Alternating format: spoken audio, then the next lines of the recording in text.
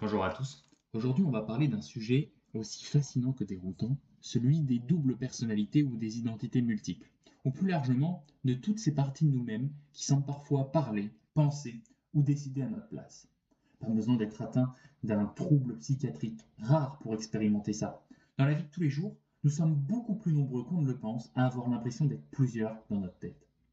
Et si je dis ça, c'est parce que la plupart d'entre nous vivent sans toujours s'en rendre compte, avec un véritable conseil d'administration intérieur. Parfois, il y a le stratège, parfois le procrastinateur professionnel, parfois la voix qui dit fais-le, il n'y a aucun risque, tu peux foncer, et parfois celle qui murmure attends, réfléchis, tu vas peut-être le regretter. On pourrait croire que c'est juste de l'hésitation, du bon sens ou du doute, mais en réalité, ce phénomène est beaucoup plus riche et complexe que cela. Aujourd'hui, on va plonger donc dans cette idée que nous sommes faits de plusieurs parts, plusieurs facettes, plusieurs identités internes qui cohabitent. Donc d'où elles viennent, pourquoi certaines semblent nous saboter, comment en tirer parti et surtout comment les reconnaître sans en avoir peur. Donc on confond souvent deux choses. Le TDI, qui est le trouble dissociatif de l'identité, qui est un trouble psychologique très rare où plusieurs personnalités distinctes prennent réellement le contrôle du comportement. Et ce que vivent la plupart des gens avec, à savoir ce qu'on appelle une multiplicité psychologique naturelle. Le TDI, il existe, hein, c'est un vrai trouble documenté, souvent lié à des traumatismes graves. Mais ce n'est pas ce dont on va parler ici. Nous, ce qui va nous intéresser, c'est ce phénomène un peu universel, le fait d'avoir plusieurs voix, différents points de vue internes, parfois contradictoires. Et contrairement à ce que beaucoup imaginent, c'est pas un problème, ni un signe de folie. Et c'est même totalement normal. On a tous en nous un moi rationnel, un moi émotionnel, un moi impulsif, un moi fatigué, un moi ambitieux, un moi blessé, un moi protecteur et tant d'autres.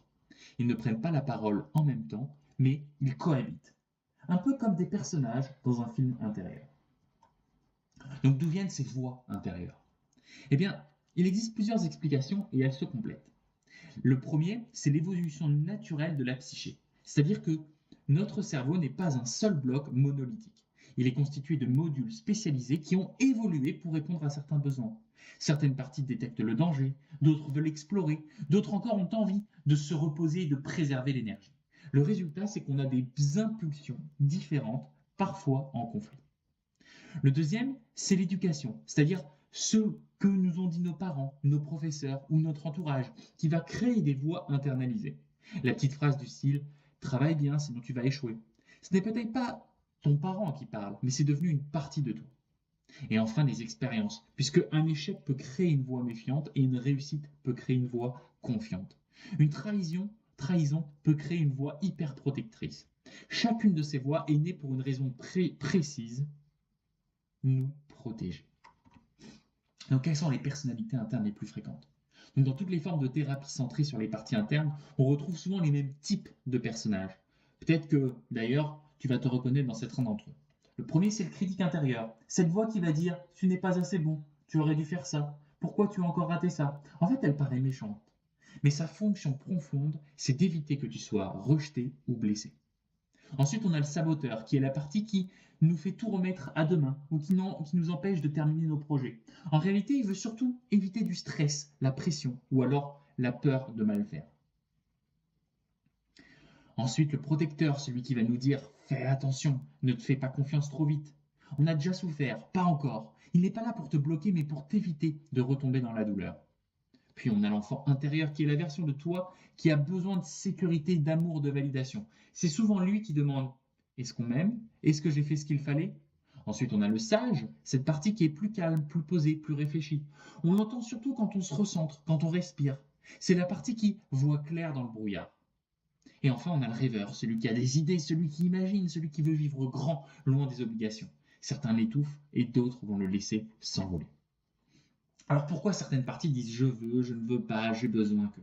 Parce qu'en fait, elles ont leur propre logique, leur propre objectif, leur propre histoire.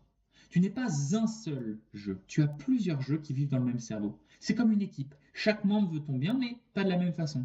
L'un veut t'éviter de la souffrance, l'autre veut que tu réussisses, un autre veut que tu te libères, un autre veut que tu sois aimé, et un autre veut simplement que tu aies la paix. Quand tu entends intérieurement « je veux arrêter », puis 2 minutes plus tard « je veux continuer », ce n'est pas une contradiction. Ce sont deux parties différentes qui expriment leurs besoins. Et c'est parce qu'on ne donne pas d'espace qu'elles deviennent, et ce n'est pas parce qu'on, et c'est parce qu'on ne leur donne pas d'espace qu'elles deviennent insistantes, comme des enfants qu'on ignore.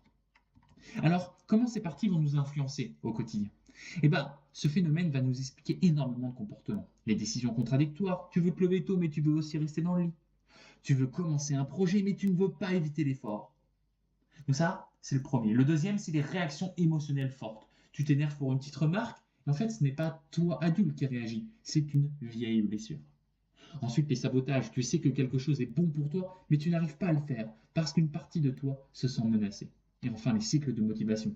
Un jour, tu veux conquérir le monde, le lendemain, tu veux juste rester sous la couette. Le problème, ce n'est donc pas d'avoir plusieurs parties. Le problème, c'est quand elles se battent. Ce n'est pas la multiplicité qui crée la souffrance, c'est le conflit intérieur. Quand une partie veut avancer et une autre veut reculer, en fait, tu vas te sentir bloqué. Quand une partie veut exprimer quelque chose et une autre veut le cacher, tu vas t'épuiser. Et quand une partie veut pardonner et une autre veut se protéger, tu vas te déchirer. Ce conflit, on le ressent parfois comme une fatigue mentale, une confusion, un manque d'énergie, une impression d'être perdu. Mais la bonne nouvelle, c'est que c'est normal. Et surtout, c'est que ça se régule. Alors, comment mieux vivre avec nos différentes personnalités internes? Voici quelques stratégies. La première, c'est d'observer sans juger. La première étape, c'est d'écouter ces parties au lieu de les faire taire. Ne pas se dire je suis bizarre, mais tiens, une partie de moi a peur. Pourquoi? Le deuxième, c'est de donner un nom aux parties. Par exemple, le critique, le protecteur, l'enfant blessé, le visionnaire, le courageux, le fatigué. Parce que quand tu connais les personnages, tu les reconnais. Et tu ne te confonds plus avec eux.